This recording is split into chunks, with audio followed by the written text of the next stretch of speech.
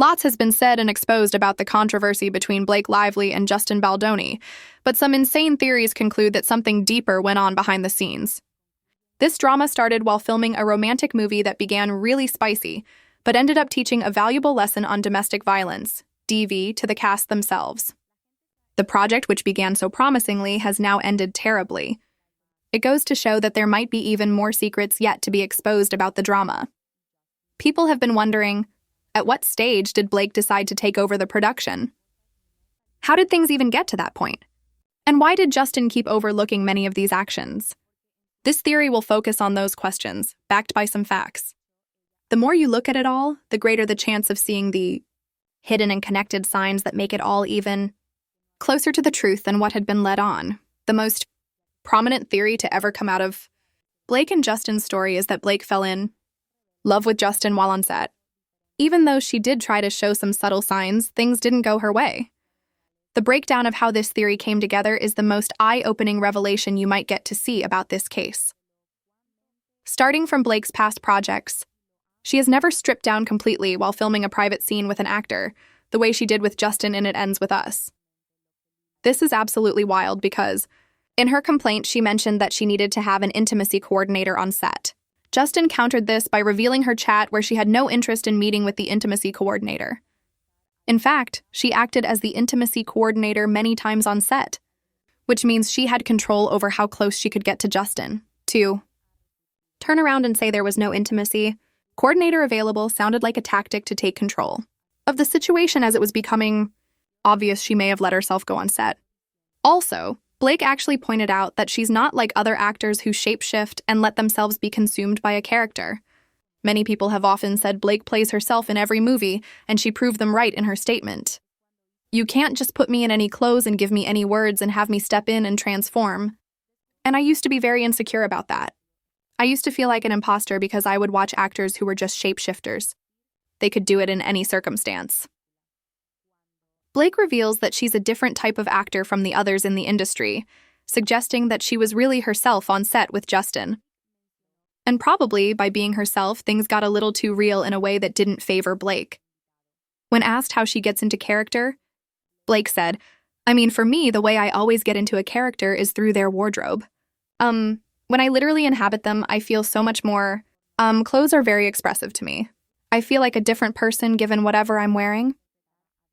It gets hilarious because some of the clothes came from her own closet, which means she based the character on herself. Meanwhile, getting into character is an entirely different approach for Justin. He started to keep a journal as if he was Ryle, the character Riley is based on, and the things that Ryle experienced in his life. As an example, the trauma that happened to him, I had to recreate that for myself in the book. Ryle is described as very attractive and irresistible. And there are speculations that Blake might have seen Justin that way too. Blake loves romance. She revealed, "I just really love romance. And I love it as an audience member, and I love it in my real life. And I just really believe in romance." She claimed that playing a character on set, like what she had in It Ends With Us, takes her to a different realm where she sees fireworks. Blake also praised Colleen Hoover for how she wrote the characters because it made her know and enjoy precisely what Lily was feeling for Atlas, and especially Ryle, where there was a deep attraction with many conscious and unconscious feelings overlapping and happening at once. Blake admits she really can't shapeshift to become a character and also goes ahead to say she loves romance, which shows she could be the type to fall in love very quickly. For someone who's married and hasn't explored extremely spicy moments in her recent projects, but decided to take a highly sensitive and intimate role just a few months after giving birth, it was an absolute recipe for disaster. It gets even crazier because Justin was method acting on set and had to channel the complicated character that Ryle is to perfect his role. This means whatever romantic effect Ryle had on Lily in the story probably reflected on set as well. While this might be a theory, there are also some interesting facts to support that it might be closer to the truth than anything else. An old comment by Blake about a workout post made by Justin has also resurfaced, and it shows that Blake may have fallen for Justin. The comment was made around 100 weeks ago, which happens to fall in 2023, when they started working together on set and around when Blake had her baby. On seeing Justin doing the exercises she liked, she commented, "Amazing." Now try it pregnant. To which Justin replied, "You win."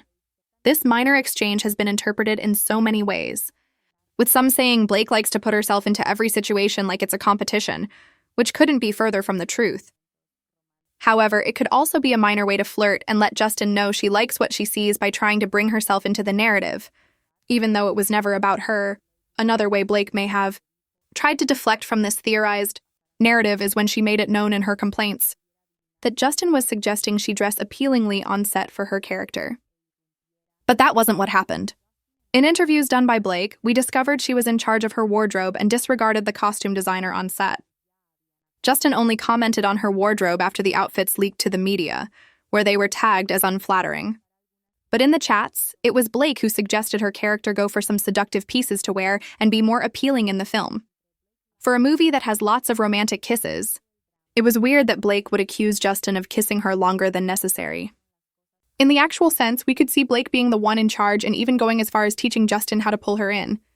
She also went ahead to accuse Justin of adding more steamy scenes to the script than what they had already agreed on, which turned out to be false.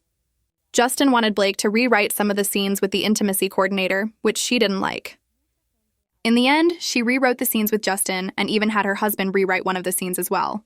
Also, in the complaints, Blake mentioned Justin came into her trailer while she was topless and breastfeeding, which is somehow strange. The receipt of their chats shows something entirely different.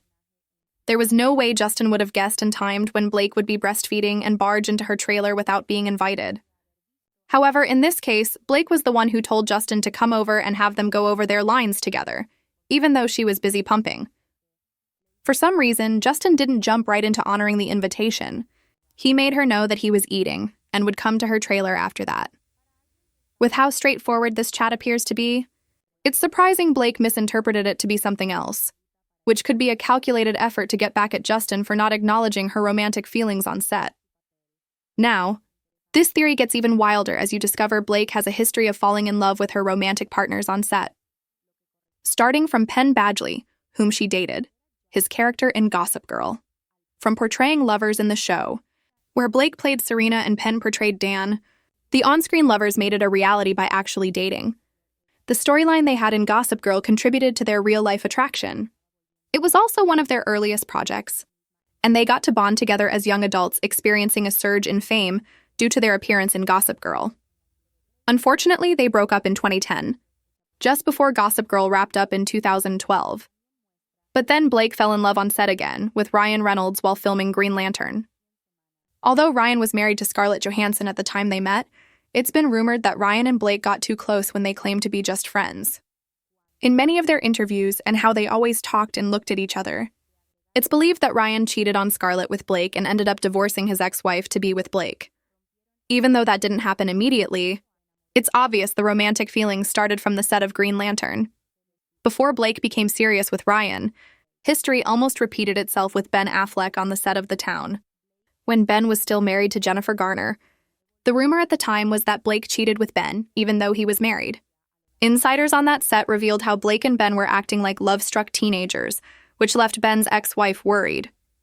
Although Blake was still in a relationship with Penn at the time, the actions of both Blake and Ben on and off the set of The Town revealed there was probably some emotional affair involved, which included baked goods dates and even occasional flirting.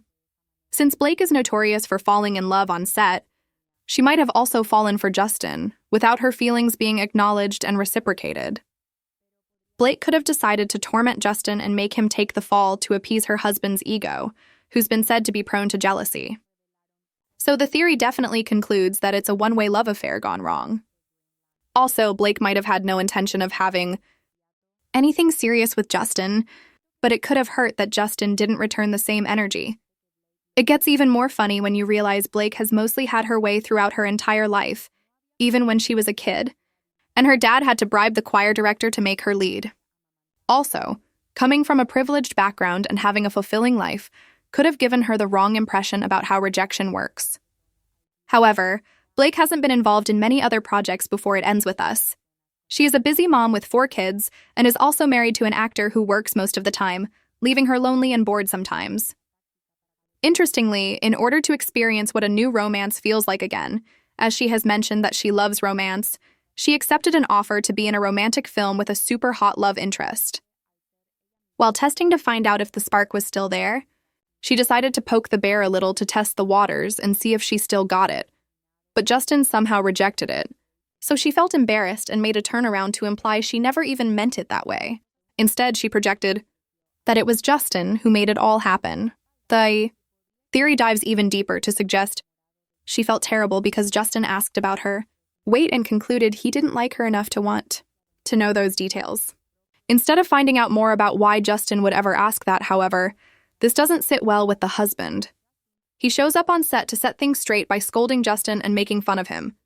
In the end, this unrequited spark, fueled by Blake's history, her acting style, and the intimate demands of the film, may have snowballed into the public fallout we see today.